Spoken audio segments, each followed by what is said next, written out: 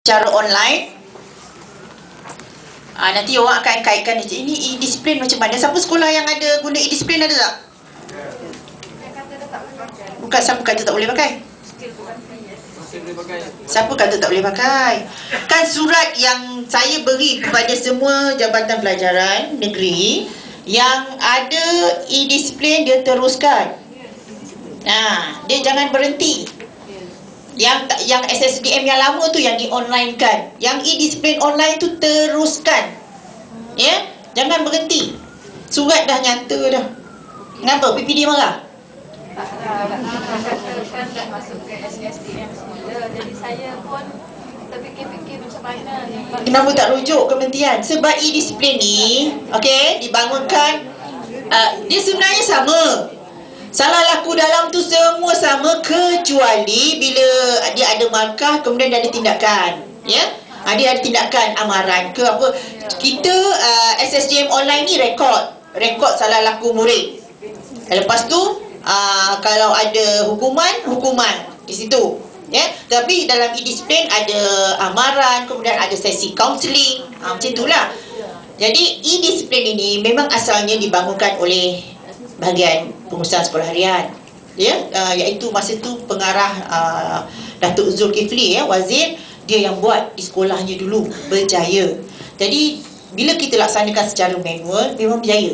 Jadi bila saya luaskan, saya dah masa tu dah 200 lebih, dekat 100 lebih sekolah dah banyak, ya, saya latih untuk buat e-disiplin. Berjaya, banyak yang berjaya. Dia kata banyak membantu. Contohnya sekolah sukan Kek Jalil tu cukup suka dengan e-disiplin. Sebab dia boleh tackle lah murid-murid dia yang supaya yang berdisiplin. Dan dia ada game kan. Dia akan bagi keluar negara main. Jadi disiplin tu dijadikan sebagai satu untuk kontrol murid-murid tersebut. Seronok, dia kata berjaya. Tetapi apa yang berlaku sebenarnya cerita dia, pihak MAPAN, iaitu Majlis Aspirasi Nasional. MAPAN ni sebuah NGO yang adalah salah satu daripada ahli jawatankuasa induk menangani gejala disiplin murid. Jadi kementerian kita, kerajaan kita, dia ada menubuhkan dana, dana untuk NGO membantu kementerian-kementerian ni. Jadi MAPAN ni dia cuba minta dana tersebut untuk membantu Kementerian Pelajaran, sebab dia di bawah jawatankuasa induk. Bila dia dapat dana ni, dia antara aktiviti dia menangani gejala disiplin dan juga dia memperluaskan e-disiplin, dan dia onlinekan e-disiplin ni dengan kerjasama Universiti Terengganu Malaysia. So dia ada server dia ada programmer dia, jadi dia buat. So saya serahkan kepada dia lah. Dia buat, itu sebab sekolah-sekolah Felda dia ambil, sebab menteri pun suruh tengok sekolah Felda ni. So kita letakkan e-disiplin. Jadi sampai dia nak diluaskan satu tahap, untungan tu dia caputan, ya. Jadi bila tahun tu dia tak dapat nak laksanakan, nak luaskan, jadi itu yang berhenti sekejap. Tapi kemungkinan bila dipanggil balik hari tu, sistem e-disiplin tu disuruh, memang ada baiknya, memang baik. Cuma mungkin kita akan decide lah, maknanya sekolah yang Felda dengan sekolah-sekolah yang tersedia ada tu, maknanya dia teruskan, sebab online tak ada masalah. Saya nak ambil data pun senang, tak ada masalah.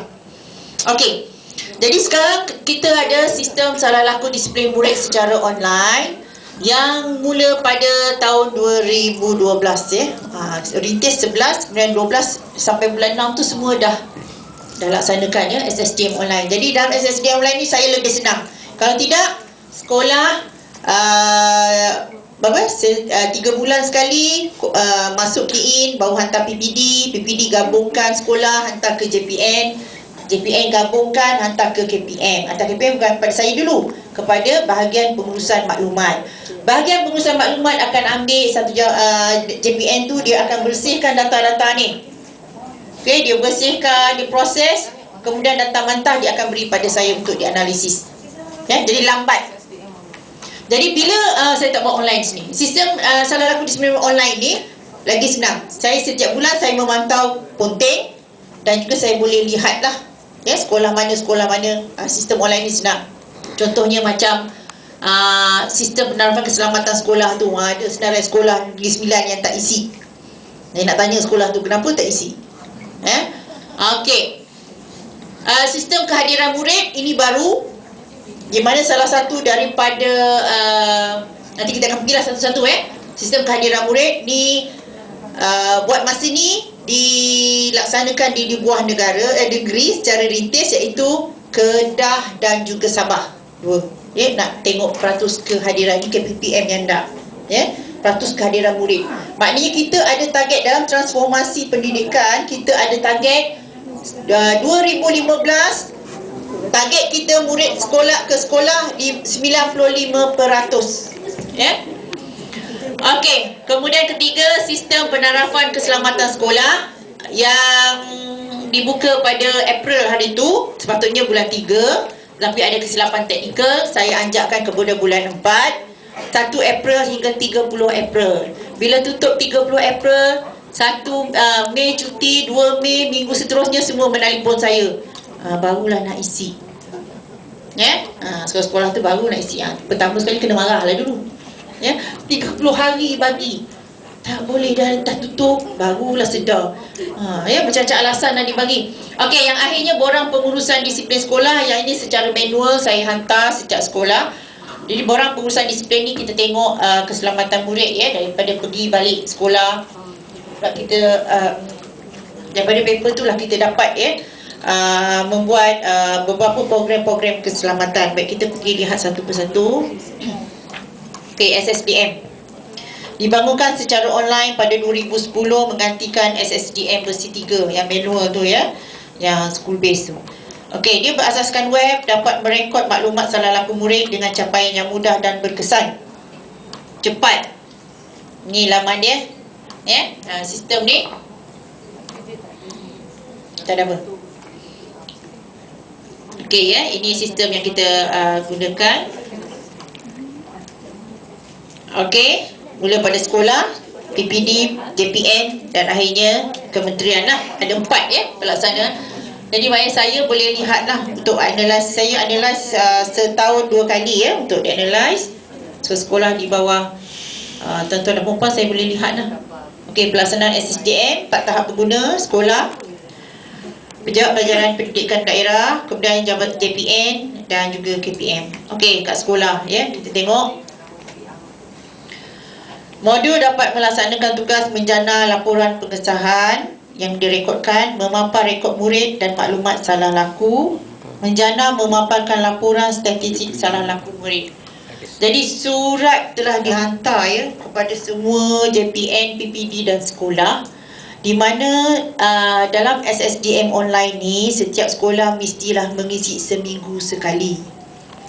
Maknanya isi setiap minggu, jangan kumpul kemudian isi setiap minggu. Bila dah saya nyatakan di sini, maknanya lepas pada ni saya minta PPD memantau lah.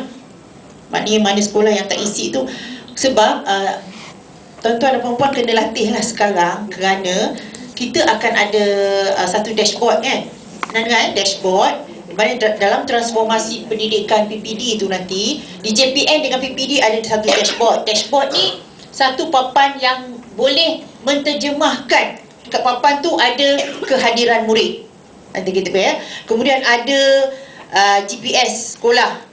Kemudian ada kehadiran guru. Ke sekolah ni berapa orang guru yang tak ada? Berapa yang ada? Kemudian disiplin murid kat situ juga. Kemudian apa lagi? Dia ada beberapa item di dashboard tersebut secara online. Kehadiran nanti kita pergilah kena isi. Jadi maknanya setiap minggu, maknanya macam disiplin sekolah ni mesti diisi dalam setiap minggu. Hari Khamis, hari Jumaat mesti dah key in Sekarang pun lah. Jadi latihlah dari sekarang Okey, kepentingan SSDM, penyediaan maklumat bagi laporan tahunan salah laku murid. Okey, tujuan merangka segala dasar dan program berkaitan dengan murid. Ini tujuan dekat kementerian lah. program dan aktiviti yang dirancang akan menjadi lebih berfokus dan efektif. Sebab bila saya analisis kita KPI kita ponting, KPPM kita ponting sekolah. So kita dapat peruntukan untuk buat ponting sekolah, untuk buat ponting sekolah. Tapi kita buat di peringkat daerah. Kita tak cukuplah duit untuk buat semua sekolah. Maknanya sekolah-sekolah akan pilih. Jadi saya akan tinggalkan, akan bagi pada JPN, jadi boleh download lah nanti. Okey, kegunaan SSDM di sekolah. Ni bila EPRD pihak dasar, penyelidikan dasar, perancangan dan penyelidikan dasar, dia buat satu kajian di sekolah So dia kata dari kajiannya dia pergi ke sekolah-sekolah, dia tanya ada tak sistem SSDM ni? Ada. Okey, apa kegunaan sistem ini? Dia kata banyak sekolah kata tak tahu. Kebetulan suruh isi, kita isi je lah. Jadi saya rasa macam kecewa sangat jawapan dia. Sebab saya selalu tekankan kepada pihak JPN, PPD, di mana pihak sekolah dapat menganalisis data dan menyediakan laporan salah laku murid. Sebenarnya kalau katakan wujudnya lembaga jawatankuasa disiplin tadi, contohnya lah, kalau tak ada, bawa kepada mesyuarat pengurusan di sekolah, ataupun salah satu pada agenda meeting PIBG, saya rasa salah satu agenda dia ialah disiplin murid. So dari sini sekolah, katakan bulan 1 atau bulan 2 boleh jana analisis data tersebut untuk lihat sekolah tuan-tuan dan perempuan bulan 1 ni apa salah laku yang paling tinggi. Kalau lewat datang sekolah, cari masalah tu kenapa. Kenapa murid-murid di sini, cari apa masalah dia, kemudian cari penyelesaian dia. Baik, benda tu bawa kepada peringkat pengurusan. Murid-murid sekolah kita ni rupanya lambat datang sekolah. Okey, apa sebabnya? Okey, itulah yang kita nak. Jadi mari kita fokuskan kepada salah laku tersebut. Jadi bila kita dapat fokus salah laku tersebut, maka masalah disiplin sekolah kita akan berkurangan. Kerana sentiasa dipandang oleh, setiap sebulan sekali kita tengok apa salah laku sekolah tuan-tuan dan perempuan. Jadi ambil tindakan. Kaunselor, itulah guna kaunselor. Sebenarnya kaunselor ni, itu sebab dia orang kata kaunselor ni tak ada kerja, salah guna tugas kaunselor. Tugas kaunselor ni inilah dia. Bukan tujuan dia buat kerja meningkatkan bila buat program untuk akademik, kaunselor buat. Sebenarnya bukan. Tugas akademik, fikir akademik ada, dengan ketua-ketua bidang ada. Itu tugas dia. Macam mana nak meningkatkan mata pelajaran sekolah tu. Itu ketua bidang dan akademik. Tapi bila masalah disiplin ni, guru disiplin dan kaunselor yang patut ambil tindakan tersebut. Jadi bagi pada kaunselor untuk buat program. Budak ponting, buat apa program untuk budak ponting tu? Tengok dulu apa punca dia. Kena pasti punca, kemudian cuba atasi masalah tersebut. Jadi bukan seorang buat, dengan kaunselor-kaunselor yang ada. Jadi mengenal pasti masalah disiplin murid mengikut kategori salah laku, berangka program dan aktiviti berdasarkan school based program. Itu maksud dia. Apa masalah sekolah tuan-tuan dan perempuan? Jadi fokus kepada masalah tersebut. Kalau katakan budak kurang sopan, tapi kalau data saya yang paling banyak kurang sopan lah. Biadab dengan guru. Kenapa budak-budak sekarang biadab dengan guru? Itu kita kena tengok lah. Kita kena tengok. Sebab saya yang kecil hati lah bila saya bercakap. Satu, kita ada satu kajian murid ponting. Yang buat ni UM. Dia buat, kita terima sebagai positif lah. Saya pun terima sebagai positif.